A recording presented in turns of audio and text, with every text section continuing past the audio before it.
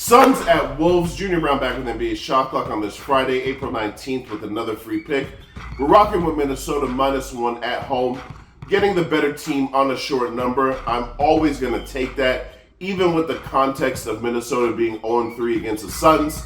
I did my due diligence as a capper. I went back and watched all three games. I just watched them in the last 48 hours. I'm going to tell you right now, Minnesota can play much better, and Phoenix is not doing anything special. So what Phoenix has done to disrupt Minnesota is blitz Anthony Edwards basically as soon as he touches the ball, which makes him have to make a quick decision. Playmaking is not the strength of his game. I think that as the years go on, he's only, 22 years old, he will be one of the elite 5 best players in the league. But right now, that part of his game, the making quick decisions and making others better, that's still something, that's a work in progress. And Phoenix have recognized that, and they've made him very uncomfortable.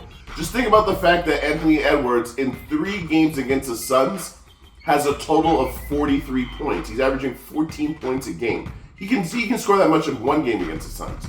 So I just think that you're going to get a better Anthony Edwards, a focused Anthony Edwards, and Anthony Edwards who's going to go back and watch game film and see the mistakes he's made against the Suns during the regular season, and he's going to correct course. Getting Cat back in the lineup is going to inject some much-needed offense. I think their defense is going to carry. It's been elite since the beginning of the season. The Suns, on the flip side, are being smart, and they're exploiting the type of coverage that the Wolves use.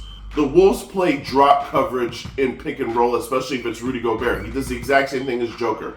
They play drop coverage, which means when their man sets the pick, they drop closer to the free throw line to protect the paint, which gives up threes. So if you run pick and pop, you'll destroy drop coverage. If you shoot medium range jumpers, you'll destroy drop coverage. Who are the best medium range jump shooters in the NBA? Devin Booker, Kevin Durant. And that's why the Suns have been able to find success. However, the Wolves have been without Cat for an extended period of time. They've been without Gobert during that Cat absence for a little bit of time. And they were able to play these five-man lineups where everybody's small to the point where one game I watched, Anthony Edwards jumped center.